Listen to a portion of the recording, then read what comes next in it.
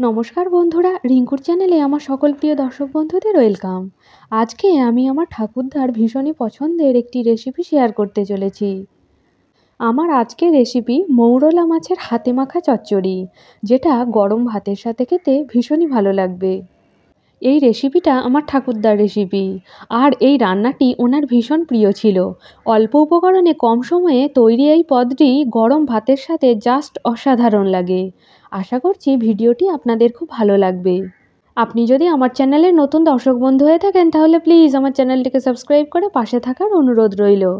পদটি বানানোর জন্য কিছু সবজি কেটে নিয়েছি।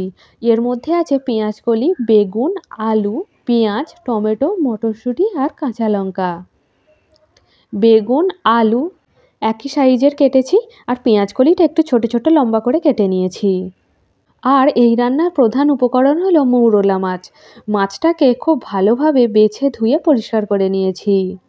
রান্নাটা হাতে মেখে বসাবো, এজন্য একটা কড়া নিয়ে নিয়েছি। এই কড়ার মধ্যে দিয়ে দিলাম একে একে সবজিগুলো। প্রথমে দিয়ে দিলাম আলু, বেগুন, পেঁয়াজ, টমেটো, পেঁয়াজকলি, কাঁচা লঙ্কা, মটরশুঁটি আর মৌরলা মাছ। এই রান্নাটিতে আমি গুঁড়ো লঙ্কা ব্যবহার করব না। এইবার দিয়ে দিচ্ছি 4 টেবিল চামচ খাঁটি সর্ষের তেল। এরপর একে একে মশলাগুলো অ্যাড করছি। প্রথমে দিয়ে দিলাম 1 টেবিল চামচ জিরের গুঁড়ো, 1 টেবিল চামচ হলুদ গুঁড়ো, স্বাদ মতো লবণ, 1 টেবিল চামচ কালো এবং সাদা সর্ষে বাটা। এবারে সব কিছুকে হাতের সাহায্যে খুব ভালোভাবে মাখিয়ে নিচ্ছি। আপনি যদি আমার চ্যানেলে নতুন দর্শক বন্ধু হয়ে থাকেন তাহলে প্লিজ আমার চ্যানেলটিকে সাবস্ক্রাইব করে পাশে থাকার অনুরোধ রইল, আর আমার পুরো ভিডিওটা দেখার জন্য অনুরোধ রইল। এই রান্নাটিতে আমি শুধু হাত ধোয়া জলটুকুই ব্যবহার করব। জলের পরিমাণ প্রায় হাফ কাপ। আর চন্দ্রমুখী আলু নিয়েছি তাই, এবং শীতের সবজি তাই সহজেই সেদ্ধ হয়ে যাবে। গ্যাসের ফ্লেমটা অন করে কড়াইটা বসিয়ে দিলাম। এইবার গ্যাসের ফ্লেমটা লোতে করে 15 মিনিটের জন্য ঢেকে সব কিছুকে সেদ্ধ হতে দেব। এই রান্নাটিতে আমি একটু বেশি সর্ষের তেল ব্যবহার করেছি। মাছটা ভেজে রান্না হচ্ছে না, হাতে মেখে রান্না হচ্ছে, তাই তেলের পরিমাণটা একটু বেশি দিতে হবে।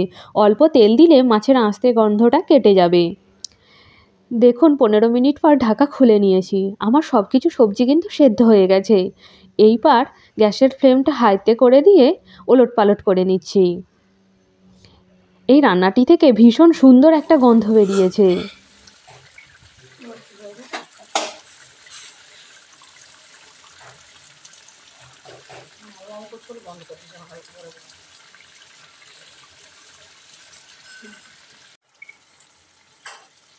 যেহেতু কাঁচা মাছ রান্না, তাই শেষে 1 টেবিল চামচ মতো সর্ষের তেল অ্যাড করছি।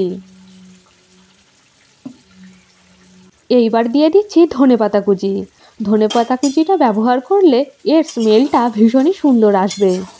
এইবার সব কিছুকে বেশ ভালোভাবে করে মিশিয়ে নিচ্ছি। দেখুন মাছটা বেশ গামাখা গামাখা হয়ে এসেছে। এইবার ঢাকা দিয়ে স্ট্যান্ডিং টাইমে রেখে দেব 10 মিনিটের জন্য। আমার এই রান্নাগুলো আপনাদের কেমন লাগছে অবশ্যই কমেন্টের মাধ্যমে আমাকে জানাবেন। ভালো লাগলে একটা লাইক দেবেন এবং আপনাদের প্রিয় বন্ধুবান্ধবদের সাথে শেয়ার করতে ভুলবেন না। 15 মিনিট পর আলাদা একটি পাত্রে তরকারিটা নামিয়ে নিচ্ছি। দেখুন এটা দেখতে যতটা লোভনীয়, খেতেও তেমনি অসাধারণ। আজকে এ পর্যন্তই। আবার আপনাদের সাথে দেখা হবে অন্য একটি পর্বে, অন্য একটি নতুন রেসিপির সাথে। ততক্ষণ আপনারা সকলে সুস্থ থাকবেন, সাবধানে থাকবেন এবং আমার পাশে থাকবেন। আর অবশ্যই এই পদটি গরম গরম ভাতের সাথে খেয়ে দেখবেন। ধন্যবাদ।